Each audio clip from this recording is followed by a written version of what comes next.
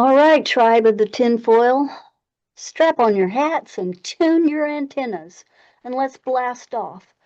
Today's guest is no stranger to hidden history and forbidden knowledge. He's host of Skiba News Nation, award-winning singer, songwriter, and fearless truth seeker. Give it up for Jeremiah Skiba.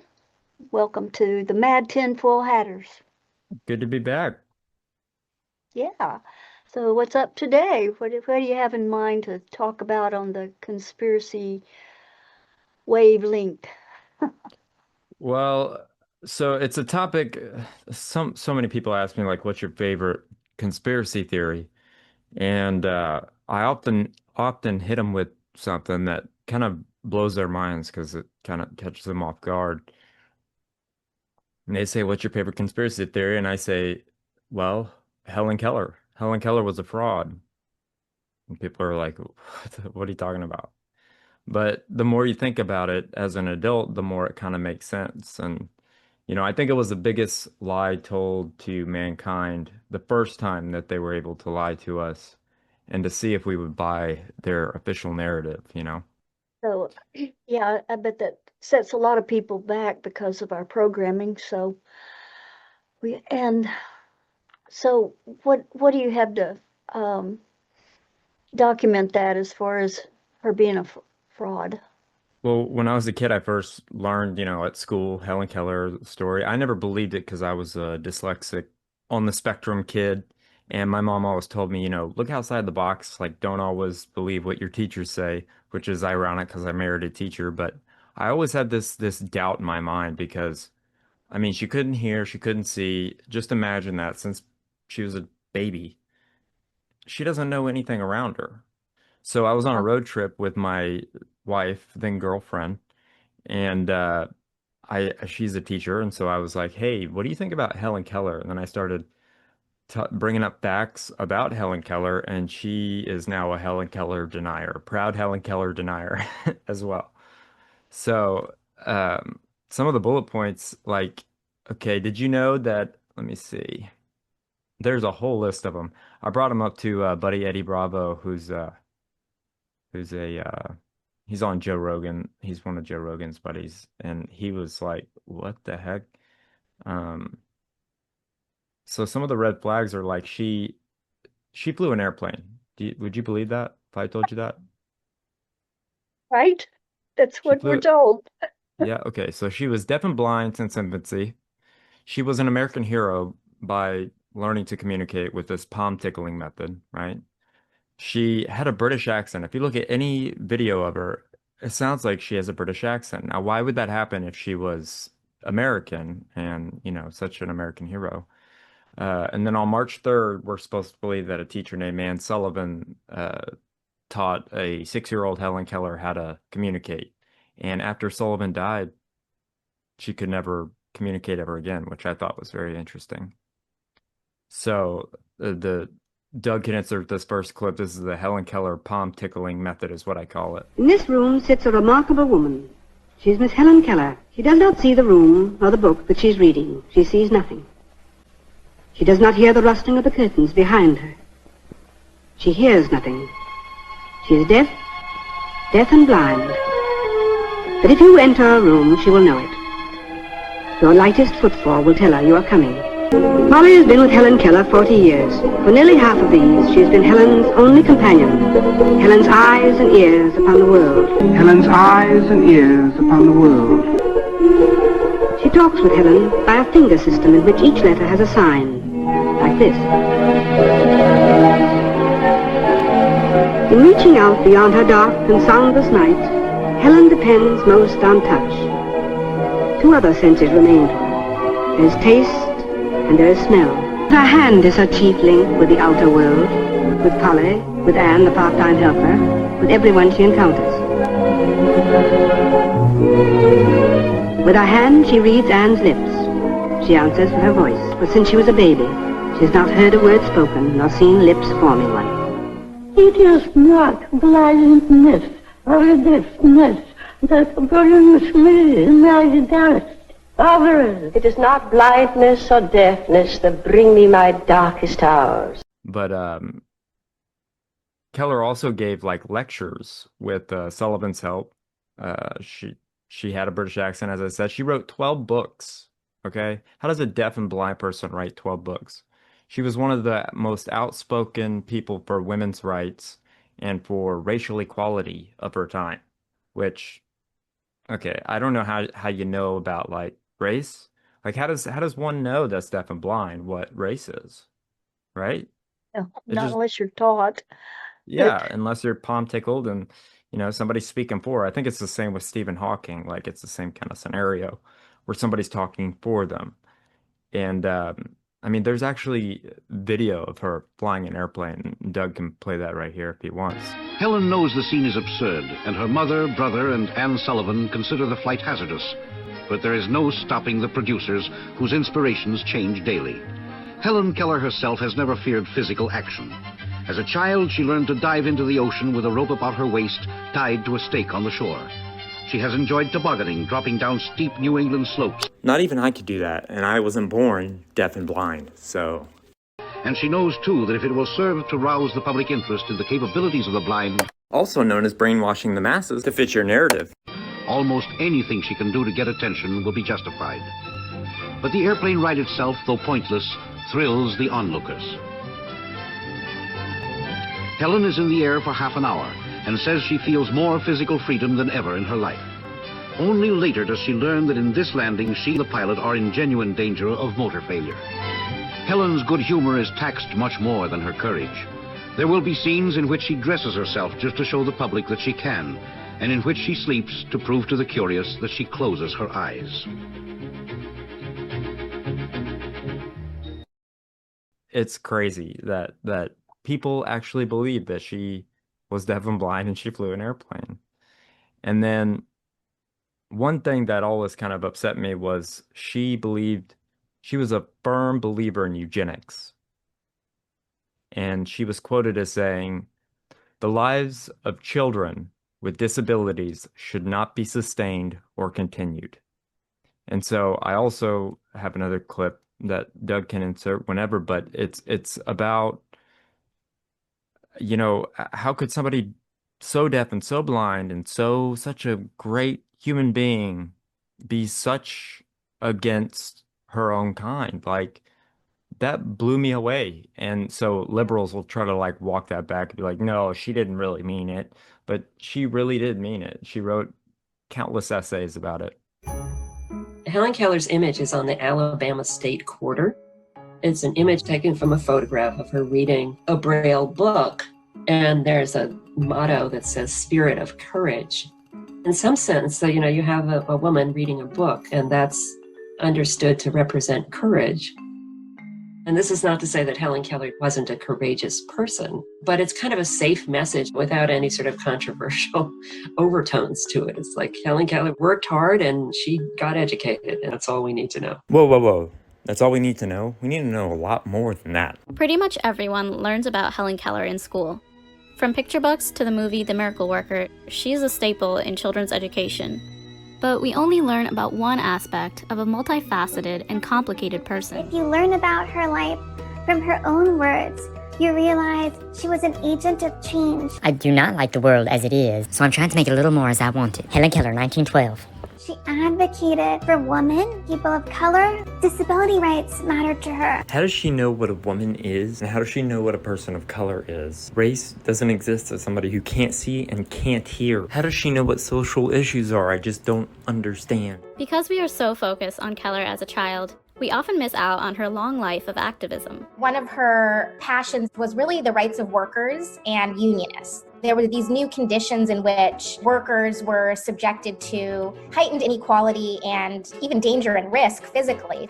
She pointed out that a lot of times people went blind from accidents on the shop floor. Some will have their eyes torn by flying bits of steel, even though I've never personally seen nor heard it. She read Marx. She corresponded with Eugene Debs, who was a major socialist at the time, and she helped co-found the ACLU, which we now sort of associate with freedom of speech. She had a spirit of wanting to help the collective good rather than individuals on their own. She spent her life from 1925 onward as a spokesperson and as a fundraiser for that cause.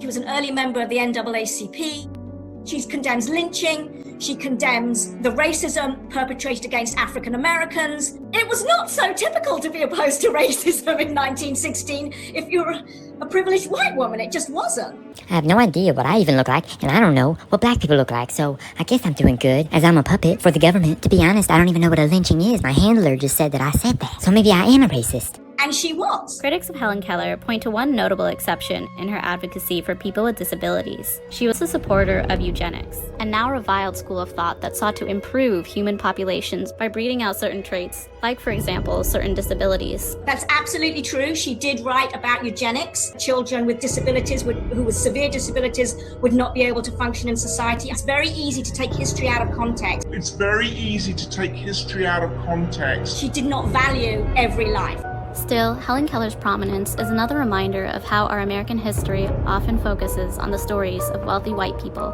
Our American history often focuses on the stories of wealthy white people. Holy crap, this place is amazing! And just think, this is where Helen Keller used to eat when she went here. Tonight, I want to go out and just get wasted. And not one of these campus bars. I want to get wrecked by a townie. Helen, you're outrageous. I can't believe you're getting away with this. I've been getting away with this since I was 7. Believe me, I know what I'm doing. Good morning, girls. Helen? My whole thing is, if you're willing to believe that Helen Keller was deaf and blind since infancy, and you believe the Helen Keller story, then they got you. Then why can't they fake the moon landing? Why can't they fake the shape of the earth? Why can't they fake 9/11? You know? It's crazy. We interviewed on our show a guy named Owen Benjamin, who was actually blacklisted out of Hollywood. He was a very well-known comedian, and then he got, he was on one podcast and they gave him edibles and they say he went crazy. He was like buddies with Joe Rogan and everything, and Joe Rogan still talks badly about him, and they just shunned him. And so he started living on a farm, started doing his own research, woke up, and is now like one of the biggest voices in the truth community. And so when we had him on, he's the only other person that I've ever heard question the Helen Keller story. And so I just had a blast with it. And hearing him discuss all the things that I already knew was just so much fun, just bouncing things off of him, because he knows that it's all, excuse my French, it's all bullshit. It's all bullshit. And they want us to believe these silly things. It's like that the hokey pokey works, they want us to believe everything. And so if they can convince us that Helen Keller was blind and deaf since infancy, they can convince us of anything. So her handler, when he left, then that was probably the last we heard of Helen Keller as far as her voice. Yeah, Anne Sullivan was the palm tickler method person. They say that they still use the same techniques, but I've looked it up. They don't use the same techniques. But after she died, Helen Keller could never communicate ever again. And if you look at her, she kind of looks like Hillary Clinton, which is kind of interesting. I'm not saying they're the same person. I don't believe in those kind of things, but Well, they've got formulas in the cloning lab, so they just. I bet. So I don't know why you'd want to bring back a deaf and blind person though. She's really deaf and blind, right? Well, let's find out what that agenda was. I mean, it seems like they were trying to promote the agenda of aborting fetuses that were malformed in womb and getting rid of them or something like that. I don't know. Well, Owen had a really good idea about it, of why they did it, and it was because they wanted people to normalize having a disability, like for them to take pride in having a disability. Because if you look at all this EBT stuff, like all these videos of people are like, I got my EBT taken away, and there's nothing wrong with them. Like, that's not what it's for. So they used Helen Keller to normalize people, using their disabilities to make money or to sell something to somebody, which is not what it's supposed to be. I mean, I know plenty of people with disabilities that think Helen Keller's a fraud now, and they think it's funny, but it's amazing. Like when I went to Washington, D.C., they had like a big statue of her inside of the Capitol. And I said, "Oh, there she is. There she is, fraud." And everybody was looking at me. But my wife was like, "Oh God." But I think she low key likes it. I think she does. She likes that I'm weird and autistic. I'm autistic, but I don't use it to my advantage. Like I don't use that as my sole purpose in life, like they used Helen Keller. Well, on your podcast, you mentioned that comedian, what was his name again? Eddie? Owen Owen. Well, we did both. We did Eddie Bravo, who is still friends with Joe Rogan, which is funny. He's a conspiracy theorist, and he's a jujitsu, like one of the top jujitsu people in the world, Brazilian jujitsu. Let me get that right. And then Owen Benjamin was the one that we discussed, and I put the clip in there for Doug of us talking with Owen Benjamin that he was shunned from Hollywood and everything else. So kind of off topic, last weekend, me and my girlfriend were traveling to go to Waco, and I started telling her about this thing that I've always felt since I was a little kid, and that's that Helen Keller was a fraud. And I've always thought that. And I started explaining it to her, and then she was like, "Oh my God, she is a fraud." And so we started looking up videos, and you popped up, and I was like, "Oh, that's awesome." So tell me what you think about Helen Keller. It's literally, if you look back at it, not from the eyes of a child when you were lied to about Helen Keller, with adult eyes, and you watch videos of Helen Keller, it is literally worse than a Mad TV sketch. Yeah, it is so fake. And to say that she has a British accent. So the story goes that she was from Alabama, and she lost her hearing and sight when she was 6 months old. So, but she's like, it is not blindness. Where the fuck did she get a British accent, you know?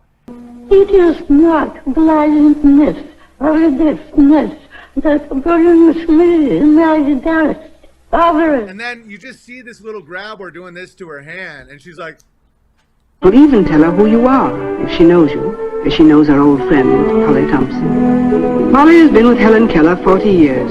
For nearly half of these, she has been Helen's only companion, Helen's eyes and ears upon the world. She talks with Helen by a finger system in which each letter has a sign, like this. With the outer world, with Polly, with Anne, the part-time helper, with everyone she encounters. With her hand, she reads Anne's lips. She answers with her voice. It is an unnatural voice, and it is her great sorrow. For all her years of effort, Helen has never learned to speak clearly.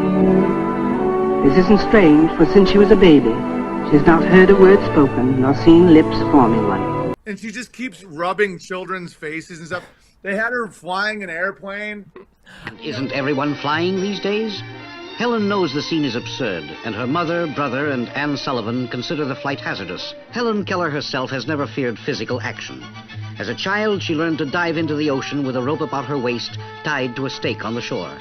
She has enjoyed tobogganing, dropping down steep New England slopes.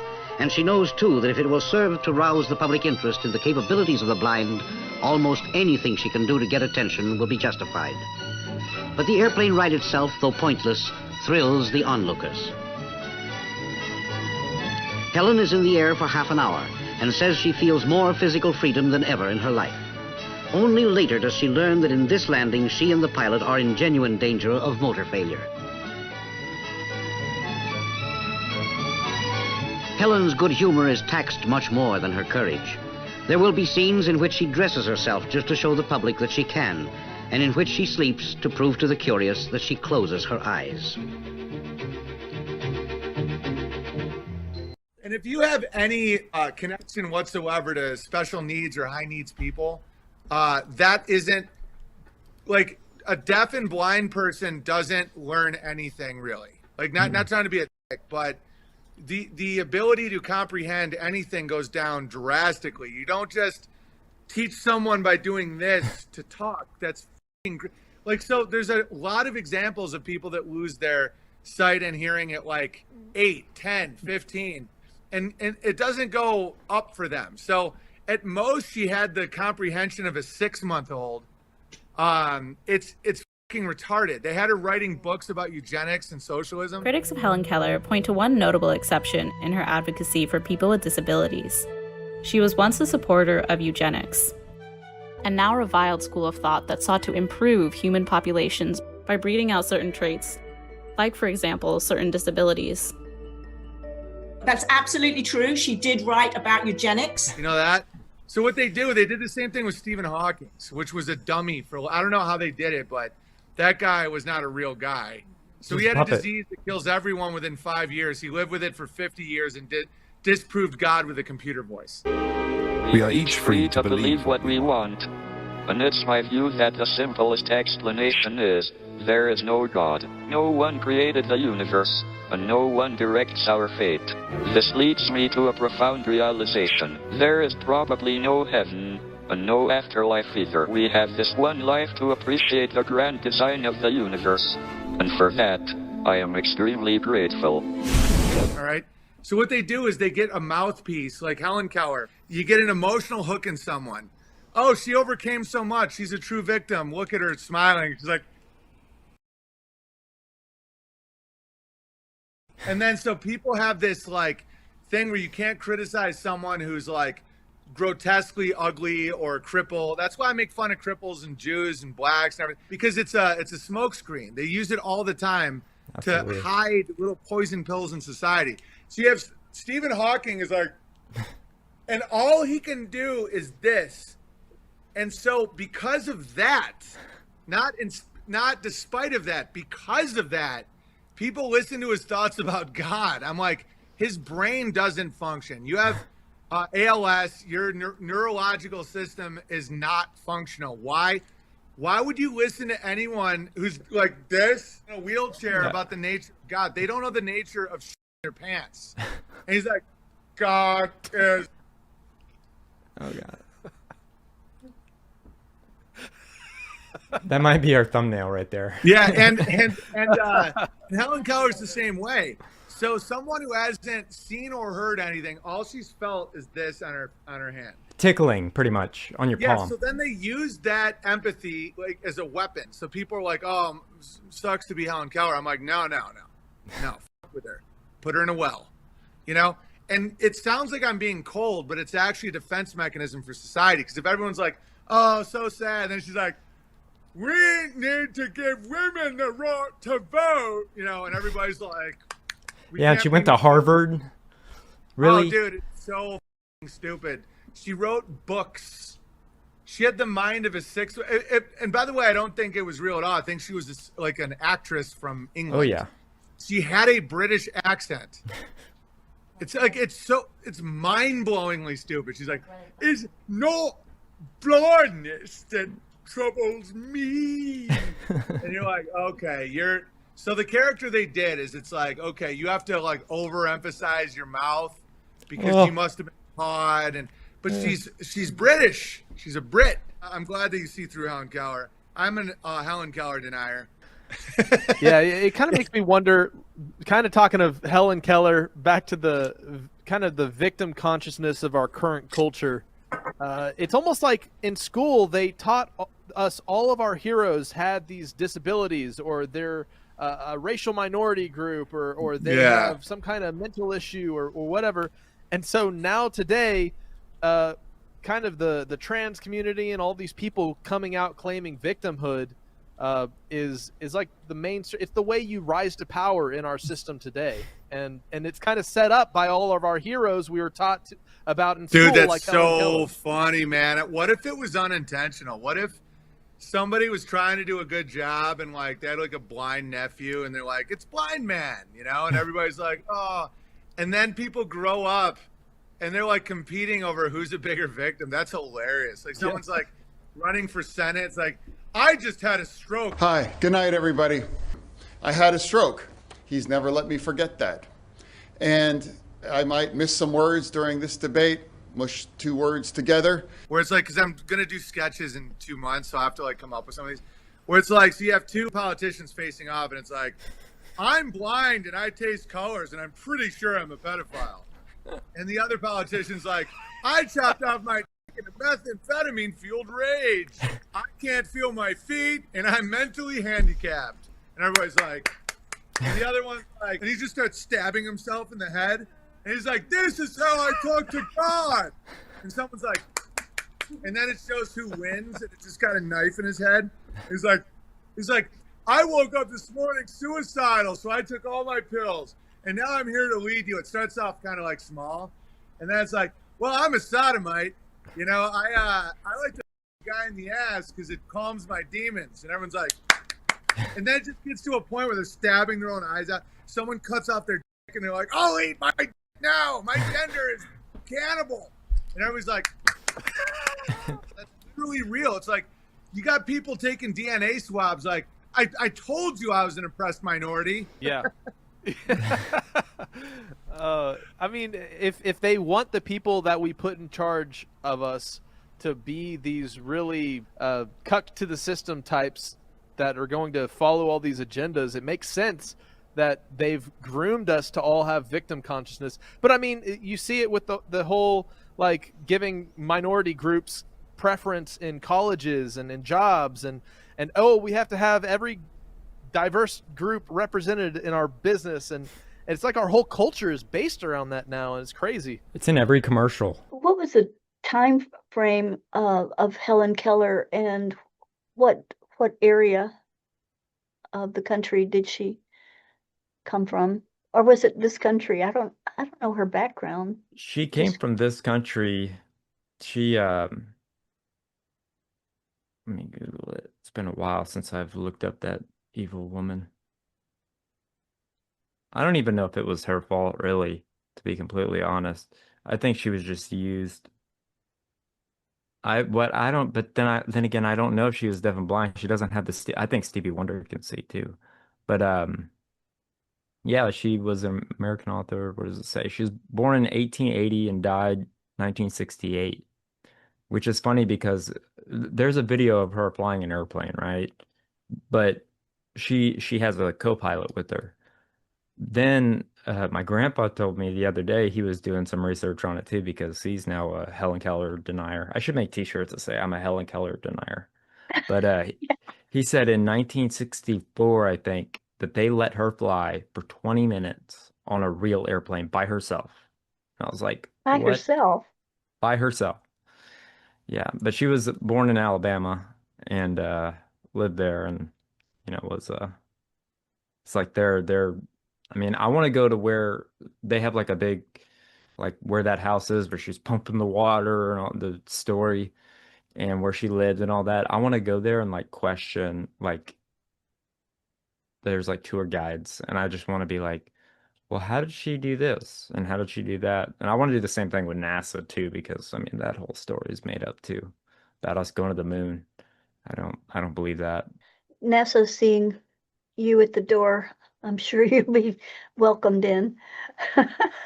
Yeah, I guess we're too big now. I remember when we had 10,000 subscribers, and I was trying to convince my co-host to come with me to NASA to go inside, and you could eat breakfast with an astronaut. And I was like, dude, we got to do this, and you got to wear spy glasses, and we should just blow his mind, like just get him to admit things. And he was like, no, man, I don't want to do that. And I was like, oh. But I did go into the Smithsonian Air and Space thing, and it's a bunch of propaganda. It's so silly. And they had Evel Knievel's motorcycle in there, which I was like, this should be in the American History Museum, because I love Evel Knievel. Well, my thing is like, if I'm in the middle of the country, like where there's no cell service, I'm still on the Earth, and I can't get cell service. But yet you mean to tell me that somebody on the moon can make a phone call and can be broadcasted all around the world, all across the world, and I can't get cell service? Now, why is that? And it's 2025, and that was in the 60s, right?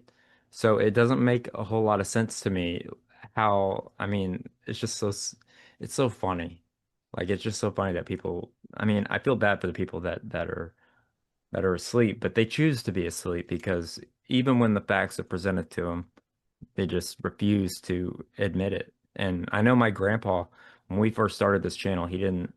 The same with my wife. Like she wasn't, her family and her were not very big conspiracy people.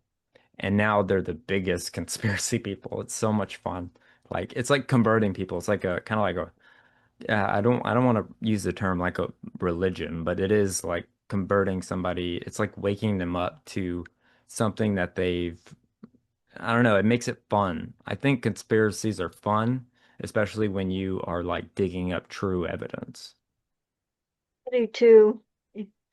I don't know why people get so bent out of shape, when, you say things like Elvis is still alive. I mean, I had somebody go off on me about that one. It's like, oh, it's of Well, my course, thing is, I'm the biggest Elvis fan. I have TCB tattooed on my on my arm. I need to get it touched up, but I have TCB on my arm. I have the Elvis thing. I have a piece of his hair. I mean, some people would think I'm like a little obsessive. Like I've done so much research on Elvis, and that is my one thing that I Elvis is not Bob Joyce, and I can prove it.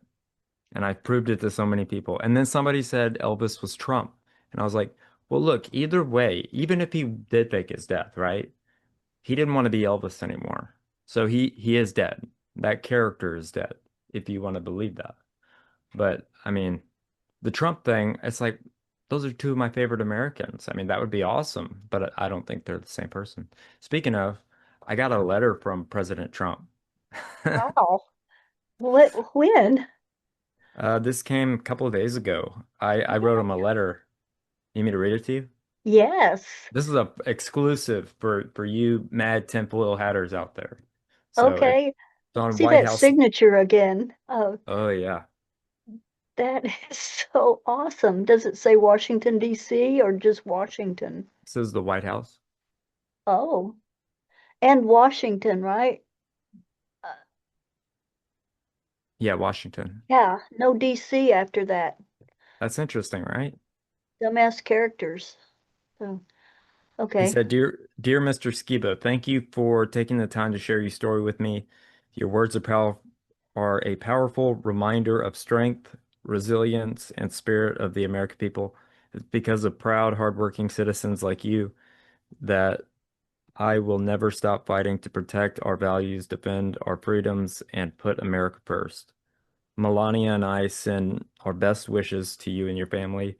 May God bless you, and may He continue to bless the United States of America. Sincerely, President Donald J. Trump. Yeah. Oh, wow, that's a frameable piece of material right there. Yeah, well, Congratulations. thank you. Well, when my wife and I got married, this was while it was before he was 47. He, I invited him to come to our wedding because you can like invite them to do stuff. And he was shot right before that. And so I understand why he couldn't make it. But we got married at Graceland. That's how big of an Elvis fan I am again. But the first piece of mail we got as Mr. and Mrs. Skiba was from Donald and Melania Trump. And I was like, oh my gosh, it's so cool. And it's framed downstairs in our kitchen. Oh So my cool. gosh. Yeah. I don't know if So you you got can, married at the camera's following me. This is like my little Trump wall. I got a MAGA hat that he signed. And then down here, little bust. So always off camera because some people don't in our community don't really care much for the president, but I'm very much a strong supporter of the president. yeah, so am I. So am I. So you got married at Graceland. I bet that was cool. And so let's go back to Elvis a little bit. And what are your thoughts about that character being dead, but not the person? Is that what you said? I I believe Your, that your theory. he was truly dead. I think he's truly gone and no longer with us because of several reasons. But I would love for him to still be alive. And as much as I would love that, I feel like it would be selfish of me to to, you know, want to, find out who he is because he doesn't want to be found out. But I definitely know it's not Bob Joyce because I've met Bob Joyce and I have a photo of them on the same day in different places, two different people. They sound very similar, but so do a lot of Elvis tribute artists. Um, but you could just tell when he plays it really well. Like kudos to him for really, keeping the mystique about it. I know that's the number one person. I get those comments all the time. Elvis is still alive. Um, and I wish he was. I wish I could have seen him live in concert. My great grandma actually was able to meet him and got a dollar bill signed, and then my grandmother spent it. Shame. Oh, ouch. But yeah, if he did fake his death, that character's dead. If that's how people want to look at it, Who do you Do you think? think he's still alive? Well, let's see. There's some quinky dinkies here. Some tinfoil hat quinky dinkies. Let's see. One of them is that he's the Bob Joyce. I have met also in person at the George event in Hot Springs, Arkansas, and so he's sound. He opened up his presentation with beautiful music, and you could not tell the difference between his voice and Elvis. And then he started preaching. Well, it was his presentation as at a truther convention. He's married to the woman that was Elvis's first girlfriend, Bob Joyce is. And her name's something like, I think it was Willamette or close to that, if it's not Willamette. So I found that to be a red flag. And also, his guitar that was on the cover of George magazine, it was the guitar that Bob Joyce uses was Elvis's guitar, or, an exact replica. You couldn't tell the difference, but there's two things. Can't think of any others right now, but just his profile and of course his hairline and all that. You see the pictures side by side, and you can't tell a difference between Bob Joyce and Elvis as far as the profile goes. But that's my Mad Tinfoil input. But what do you have to say about that? I mean, I'm willing to listen to anything. I have seen photos of Bob Joyce when he was young, though, and that's kind of where it's like it kind of didn't really make much sense to me after that. As much as I want Elvis to be alive, I found a photo of him at the age of 35, which would have been before Elvis died when he was 40. He died in 1977. So I don't know when the photo was taken of Bob Joyce, but it was definitely a younger Bob Joyce. And didn't look like Elvis. I think he started looking more like Elvis maybe when he was older and kind of grew the beard out. Elvis didn't really like beards, but he did it in one movie, in his last movie, I think it was, Flaming Star or something like that. But I'm willing to hear any evidence. Like I'm not one of those people that's like, I'm against it. Like I'm all for it. If somebody can convince me, I'm here for it. Yeah, I'm not trying to convince. I'm just curious. Like, I want to know things, just Yeah, me too. figure things out and try to uncover truth. But what was Bob Joyce doing back there in the days when you found him at 35? What was he up to back then? There's not really a whole lot that I could find about him. I just seen the photos of him and his wife going back, I don't know, just to the age of 35, but I think he was preaching, if I'm not mistaken. There wasn't any write-ups or anything. But the big giveaway to me, I think, is maybe the gap between his teeth. There's a slight gap, and Elvis had, you know, straight teeth. But I think he has a magnificent voice and he sounds a lot like Elvis. And I think me and a buddy did a breakdown where we actually compared their voices on a forensic level. Yeah. And they are slightly different. They're different pitches and stuff, but I think I mean, just he should record, if he hasn't already, record an album on his own. I mean, I think the dude is cool. Like either way, whether he's Elvis or not, I still like him, and I like that he does keep the mystique about him, and I like that. Mystique, I think, is a very cool thing to have because nobody can truly know you. I do too.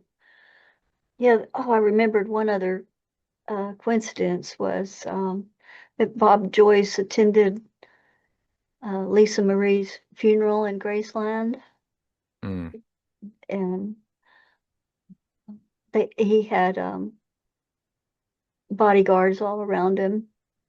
So Yeah. that was Well, it always makes me sad seeing, well, actually it's interesting. The same chapel that her funeral was in was where our wedding was, like where we got married, me and my wife, which is kind of interesting.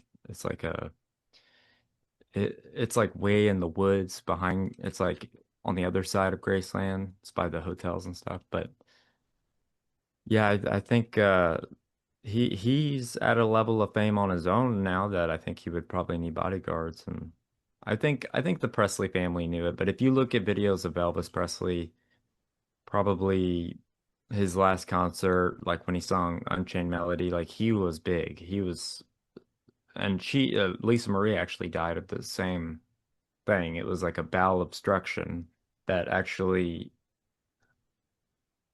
for lack of a better term, he was constipated to death. His heart stopped because he could not, which you would think there'd be a medication for, but apparently there wasn't. If you look at his mom, Elvis's mom, Gladys, she died of the same kind of thing. They say it's alcoholism, but if you look at photos of her, she's very overweight, and a lot of people say that it's the same thing. And I think it's just that's why Lisa Marie is so skinny, because she didn't want to be big like her dad, so she just wouldn't eat because she couldn't. And that's what I've come to realize. But I think the whole family thing is sad, and how her son, you can't say it on YouTube, but he looked just like his grandfather, and he ended his own life. And I know Lisa Marie was not happy, like she was just depressed. Like that was her baby, you know. I hate saying favorite, but it really was her favorite child. And I learned something interesting recently. Did you know that she kept the body inside of her house for like a month or a couple months or some outrageous amount of time? Isn't that kind of weird? Yeah, that's weird. I Oh thought it was very. man. I learned about that on of all things, the Oprah interview that she did. I don't know if it was Priscilla that did it or Lisa Marie before she died. I think it was about Lisa Marie, so it was Oprah was doing a thing about Lisa Marie. But yeah, yeah, you guys should definitely look into that. It's interesting. Was it on ice? I mean, I have so many questions about a I do too. body. Yeah, they would have somebody go in and like, I don't know. I'm trying to be careful because of YouTube. They're very sensitive, but they would you know, I mean, he was embalmed, so I guess it would last a little bit longer, but apparently it got to the point where it started to smell, and um her daughter was like, "Mom, we have to bury Ben," and so they ended up doing that. And I think it's interesting that Lisa Marie and Benjamin are both at Graceland, but not just at Graceland, but they're above ground, which everybody else, all the other Presleys, are buried in the ground, which I kind of like. I have a fear of like I won't know when I'm dead, but I just want to be like not underground or anything. But she's not buried next to her dad, which I found very interesting because you would think that she'd be in that same little. Have you ever been to Graceland? Not yet. It's on my bucket list, though. Oh, you gotta go. I Yeah. love the first time I ever went was with my wife, and that was before we were just it was just one of the first trips we went on as like boyfriend girlfriend. And I had never been, and so she got to see my reaction. I was like, I could tell her everything about every room. It's my autism was obviously showing, but I had done so much, like I knew all about it since my childhood. Like Elvis was my guy. Like he was my, I hate saying the word idol, but he was my, like he's who I looked up to even though he was dead. Because I was a weird kid and they say Elvis was a weird kid, and so I was like giving the tour to her, and she was like, "I've already been here, and how do you know this much about it?" And I was like, I just researched it. Like I know everything about these rooms. I have a piece of the carpet from the jungle room. Um, but yeah, so the fact that she was able to see my reaction to like my Graceland, I got to see her reaction at the Lincoln Monument, which is somewhere she always wanted to go. And it was kind of like a full circle moment. And then we got married at Graceland, so it was like our first big trip. And then it's actually really cheap to get married there. Just for all you single people out there that are thinking about getting married, look into Graceland if you're an Elvis fan because it's very affordable, way more affordable than anywhere out here, and it's so much cooler. Well, it might be good to mention that you're an award-winning singer-songwriter also at this point, so no wonder he was your mentor. So, Yeah. Yeah, he had a voice like no other. yes. And he was I just love the fact that nobody quite knew him. Like they knew him, but he was even to his buddies, to the Memphis Mafia, he was like not like a Jesus figure, but he was like a I don't know, they still can't like describe him. They can't put a word to who he was, but he was a great person. Like he was just it's that mystique. It's just so cool. And I think Elvis was so cool. I even had my glasses at one point before they broke my old glasses. I had not the EP, but I had a S and it had lightning bolts on it. I need to do it back to these, but I can't. This is plastic right here, but these are prescription, by the way. I don't think I'm too cool for school. These are how I see everything. So, Yeah, I wish I'd known we'd talk about Elvis today because Doug gave me the TCB logo also, and yeah, that's one of my fun necklaces that he gave me. So he made two. He made one TCB for the Memphis Mafia and then the TLC, Tender Love and Care. Everybody thinks that's Michael Jackson, but Elvis gave one to Priscilla and then gave one to I think it was Linda Thompson, who was his second girlfriend right after Lisa Marie, and she went on to marry Bruce Jenner, which is very weird. And then it was like it stood for tender love and care. So I wonder if that's where Michael Jackson got that from. I've always wondered that. Him yeah, though, he might still be alive. yeah. How do we leave that for the next podcast and talk about Michael Jackson weird things? Yeah. Yeah. Yeah. I think conversations like this are more fun, like we talked about Helen Keller, but then just going off the cuff and what we find interesting. I mean, that's like what we do on the show, just so organically fun for other people and for us to listen to. Yeah, I love your show, and we'll have your link in the description also. We're running out of time right now, but thank you so much for being with us today. We're going to have Thank you for having me. And TrutherCon in Dallas at Love Field. We'll put that also in the link. So I'll be there as a vendor, and yeah, and I can't wait to hear your awesome speakers. Go to where do you find your list of speakers? On truthercon.com, there's a speaker tab, and you can buy your tickets there. You can find out where it is, like the venue, and I suggest before they sell out, if you are going to go, to get there's a hotel like 20 feet from it, like not even 20 feet. It's like right next door. And that's probably the best place to get a hotel if you're going to get a hotel. It's kind of cool because you can literally fly in, get one Uber, and go to the hotel and just go back and forth if that's all you want to do. But I would like to go to Dealey Plaza with everybody and show them where Kennedy was shot and prove my theory, because I'll be speaking. That'd be a fun field trip one night after the TrutherCon. Yeah, that'd be fun. Or maybe the day after. But anyway, it's going to be awesome. Yeah. And thanks for putting that together. I can't wait. Yeah, I'm making my organite pyramids like crazy. I'm gonna have to buy me one of those, because those are gonna be cool. The pyramid ones are always the coolest. Yeah, they are. I've got special sigils that I made with vibratory rates of different things. So not to go into that right here, but anyway, I want to thank you so much for your time today. And hey, anytime. So we'll see you at the MadTinFoilHatters at Sky Pony Gallery in September.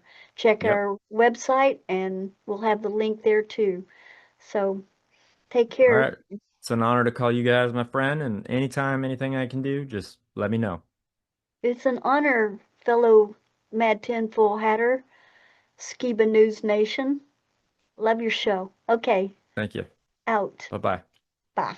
Something huge is coming. We're building the world's largest truther convention. It's called TrutherCon. This is the place where truthers unite to explore knowledge, ask tough questions, to challenge the mainstream narrative. But it isn't just a convention. It's a movement for free thought, open discussion, and the right to question everything. We are bringing in some of the biggest names of the truther community, so expect deep discussions, mind-blowing revelations, and connections with like-minded truth seekers. If you feel like the truth is being hidden from you, this is where you need to be. And the best part, it's 100% grassroots, built by truthers for truthers, straight from our Skiba News Nation family. TrutherCon will be a massive networking event. I believe this is going to be the most exciting truther event ever. October 2025 in Dallas, Texas. We hope to see you there.